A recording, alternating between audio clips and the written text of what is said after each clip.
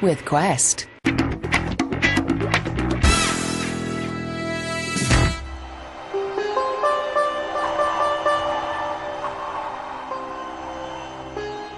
And so my quest ends. Where it began. India. The southern city of Bangalore is bracing itself for a modern-day pilgrimage of biblical proportions. Millions of people are on their way to join their spiritual leader, His Holiness Sri Sri Ravi Shankar.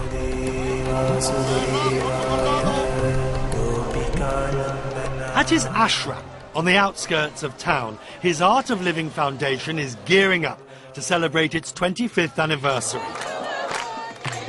Never one to miss a party. I've come to soak up the spiritual vibe. I can see clearly now, the rain is gone.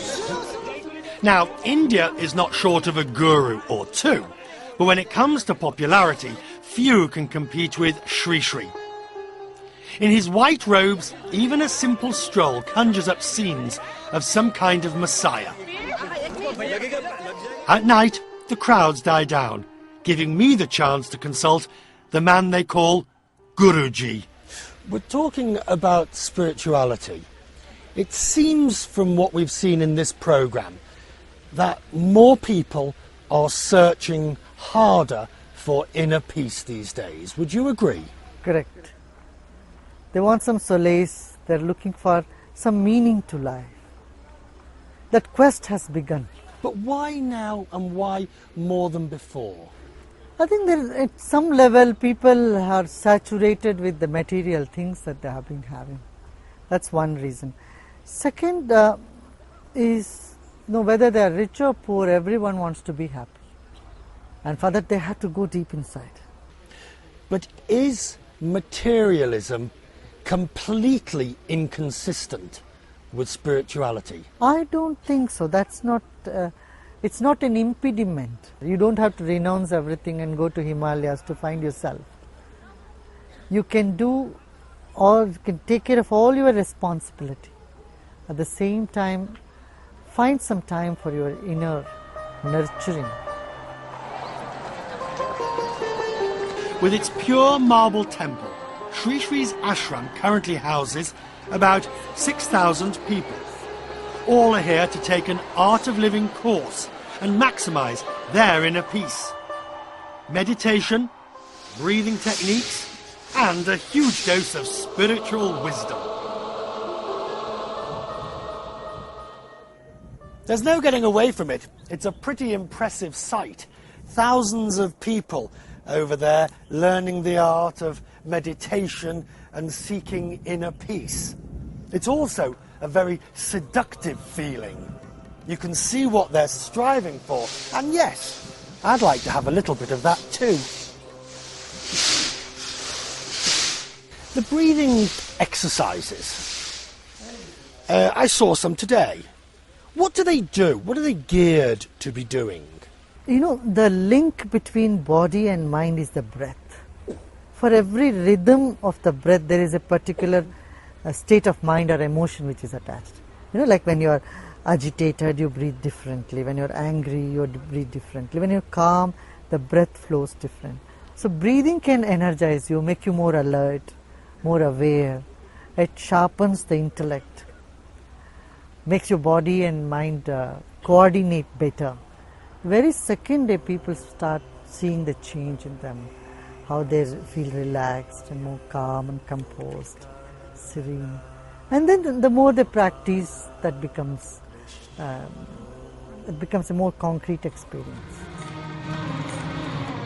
It seemed like the perfect antidote for the tired traveller.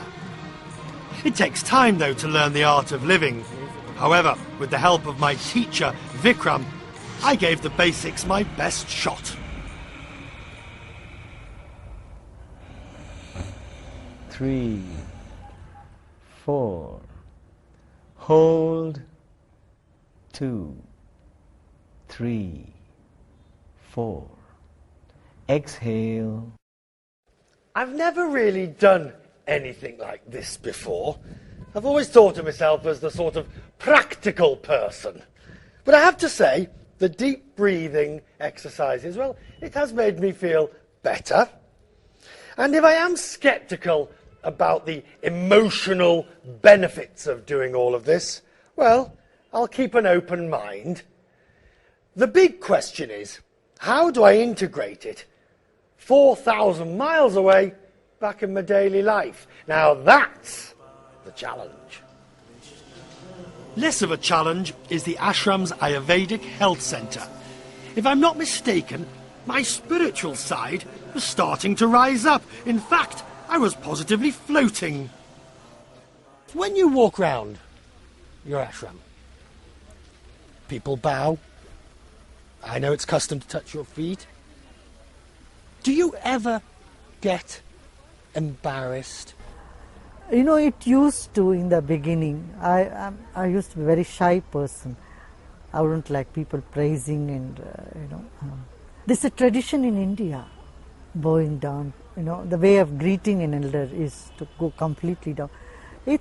Sometimes it's a big problem because a person is bowing down, the person behind him doesn't see it, and he bows down, and one fall on the other, and it takes me forever to take a short walk. Not only this, I tell you even more, that people throw flowers petals at you. And of course you need to have some glasses to protect your eyes from those flowers. At one place, in one of the gatherings, we told people to please don't throw flowers. Once it did hit my eyes. You know what I landed up with? Rice. Sri Sri's message of peace and tolerance has spread to more than 140 countries. Some skeptics label him as too self-promoting, but people from all walks of life are signing up, regardless of their religious background. The relationship that exists between spirituality and religion, it is often one that is confused, isn't it? Because let's take, for example, the art of living. You go to great lengths to prove that it is not religious per se. Would that be fair? Correct. Because see, spirituality is something beyond religion. Religion is confined to certain practices and symbols. It transcends the religious boundaries. Now, another thing is, though the roots of this knowledge is in Hinduism, the yoga and meditation, made it so secular in a sense that people belonging to any religious background, community, belief system have no difficulty in getting benefit out of it. Do you believe that is the way we are probably going to move forward in the future? Some variant of secular spiritualism? Absolutely, absolutely. Only that can unite people. Otherwise, if we are confining ourselves with limited ideologies or dogmas, then you can't be of use to the entire world. You can't unite the entire world. On my third day in Bangalore, the attention shifts, this time to a nearby airfield. The 25th anniversary celebrations are only hours away. Gurudev. The sun is setting. The seats are filling as far as the eye can see. They expect 2.5 million people here over the next 3 days. The scale of this event is simply breathtaking. That stage alone holds 3,800 musicians.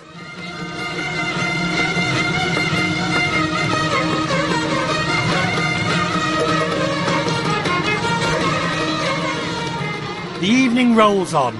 Spiritual, religious, governmental leaders preach peace and unity, and Sri Sri receives countless blessings. There's Vedic chanting, and of course, more meditation. And slowly breathe out.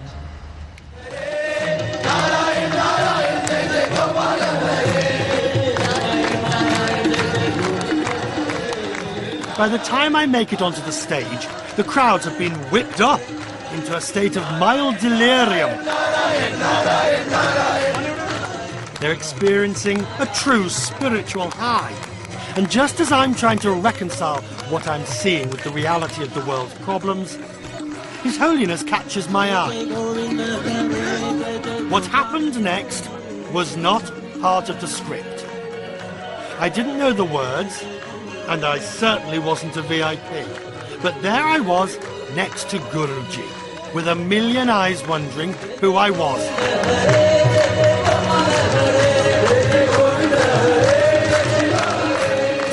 It was a fitting end to a fascinating, uplifting journey. As human beings, we are driven to explore, to explain the inexplicable. Our intelligence means that at times we are doomed to suffer inner turmoil, despair, disillusionment when answers aren't forthcoming. Whatever our religious beliefs, spirituality is rooted in the ideals of human nature. Being a better person. Breathing exercises, meditation and prayer, they all help us open our minds, take stock of who we are, and to put life back into perspective. And let's face it, most of us could do with a bit of that. Officially, my quest is over for another month. Between you and me, it's really just begun.